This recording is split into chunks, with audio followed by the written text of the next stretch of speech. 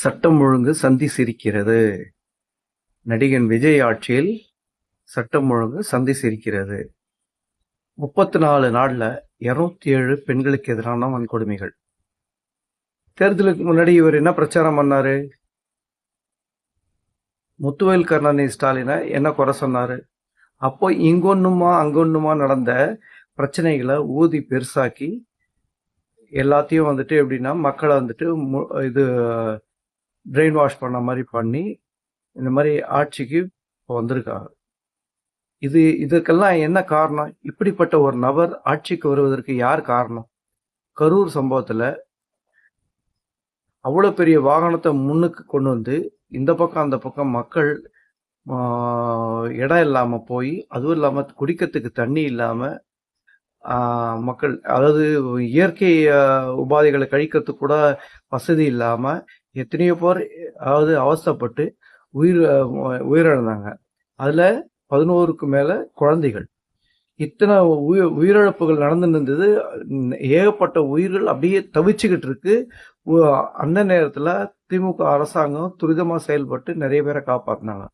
ஆனா தன்னை காத்துக்கொள்ள அந்த இடத்துல இருந்து விட்டு விட்டு ஓடிய ஒரு கோழை, மனிதமற்ற அரக்கன், அவன் செய்த செயலை என்ன பண்ணாங்க? எடப்பாடி பழனிசாமில இருந்து தமிழிசை சவுந்தரராஜன், இவங்க வானதி ஸ்ரீனிவாசன், எல் முருகன், நயினார் நாகேந்திரன், இன்னும் அதாவது அன்னைக்கு திமுகவை எதிர்த்த அத்தனை கட்சிகளும் நடிகன் விஜயை கண்டிக்கல.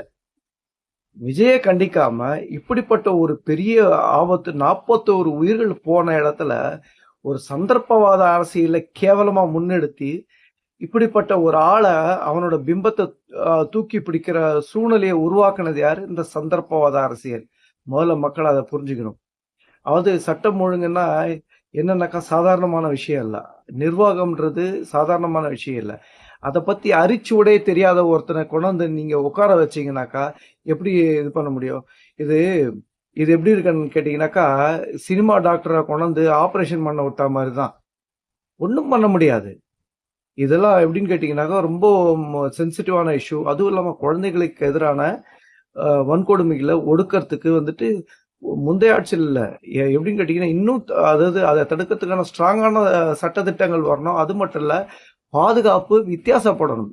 முதல்ல பெண்கள் பாதுகாப்புக்கான ஏதாவது ஒரு கருவியோ இல்லை இதுவோ வந்துட்டு அவங்களுக்கு ஆபத்துன்னும் போது உடனே இது பண்ணும்போது அவங்க வந்துட்டு நேரடி காவல்துறையோட கட்டுப்பாட்டு அறைக்கு அவங்க கனெக்ட் பண்ற மாதிரியான ஒரு சூழ்நிலை வரணும் அவங்களுக்கு. அதாவது எப்படின்னு கேட்டீங்கன்னா குழந்தைங்களுக்கு கஷ்டம், மற்றபடி வளர்ந்த பெண்களுக்கு மற்றவங்களுக்கு ஈஸியா பாதுகாக்க முடியும். அதுவும் இல்லாம எந்தெந்த இடத்துல குழந்தைகள் அதிகமா இருக்கும் அந்த குழந்தைகளுக்கு பாதுகாப்பதுக்கான சிறப்பு ஏதாவது கண்காணிப்பு இது பண்ணுங்க.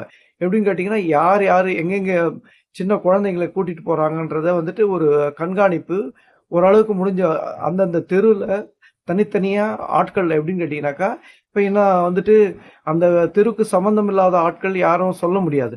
நல்ல பரிச்சயமான ஆட்கள் சும்மா வந்துட்டு ஒரு பாதுகாப்பு அவங்கள வந்துட்டு நியமிச்சு போலீஸ், அதாவது எப்படின்னு கேட்டீங்கன்னா முழுசா போலீஸா இல்லாம அவங்க அங்கிருந்து தகவல் தர மாதிரியான ஆட்களை நியமிச்சு கண்காணிக்கணும். இது இன்னும் இன்னும் வித்தியாசமா இன்னைக்கு இருக்கிற டெக்னிக்ல வந்துட்டு பூரா ட்ரோன் மூலியமாவோ இது மூலியமாவோ ஒவ்வொரு இடத்துலயும் அது பாதுகாப்பை பலப்படுத்தணும். முதல்ல வந்துட்டு அது மட்டும் போதாது. எப்படின்னு கேட்டீங்கன்னா தனி மனித ஒழுக்கத்தை நம்ம மேம்படுத்தணும். ஒழுக்கம் மேம்படாம எந்த சூழ்நிலையும் மாறாது. முதல்ல அதனை ஆண்களை பெற்ற பெற்றோர்கள் வந்துட்டு அந்த ஆண்களுக்கு சொல்லி வளர்க்கணும். அவங்கள பெண்களுக்கு எப்படி மரியாதை கொடுக்கணுன்றத சொல்லி வளர்க்கணும். அது மட்டும் இல்ல, இந்த மாதிரி குற்றங்கள் நடக்கிறதுக்கு என்னென்ன தடுப்பு வசதிகள் இருக்கோ அத்தனையும் செய்யணும். ஃபோர்ஸ் இது பத்தாது, ஃபோர்ஸ் இன்னும் அதிகமாக வேணும். அந்த ஃபோர்ஸுக்கு வந்துட்டு தனி பவர் கொடுத்துருக்கணும். அவங்க ஆன் த ஸ்பாட் வந்துட்டு கேஸ் ஃபைல் பண்ற மாதிரியும் அந்த கேஸு இதை ரெகுலரா உள்ள போலீஸ் ஸ்டேஷன்ல போய் இதுவாகாம இருக்க தனித்துறை, அதாவது தனியான ஒரு இதுவாக கொண்டு வந்து இந்த பாலியல் குற்றங்களை உடனுக்குடனே தீர்க்கிற மாதிரியான இதோ உருவாக்கணும். அதுவும் இல்லாம பெண்களுக்கான பிரச்சனை இல்லை, போலீஸ் ஸ்டேஷன்ல வந்து கம்ப்ளைண்ட் கொடுக்கறதுக்கு நிறைய பேர் பயப்படுறதுனால இந்த மாதிரி அமைப்புகள் எல்லா இடத்துலையும் எப்படின்னு கேட்டிங்கனாக்கா அவங்க ஃபோன் பண்ணால அந்த இடத்துக்கு யாராவது வந்து அவங்க பிரச்சனை கேட்குற மாதிரி ரீச் ஆகிற மாதிரியான ஒரு நல்ல விஷயங்கள் முன்னேற்பாடுகள் பண்ணாதான் இந்த பிரச்சனைகள் தீரும். இன்னும் இதை விட எக்ஸ்பர்ட்ஸ் நிறைய பேர் இருக்காங்க, அவங்களோட அட்வைஸையும் கேட்டு இதை துரிதப்படுத்தணும். அதே சமயம் நடிகன் விஜய் முன்னெடுத்த அரசியலை ஆதரிச்ச அத்தனை பேரும் அயோக்கியத்தனமான சந்தர்ப்பவாத அரசியலை முன்னெடுத்தவங்க.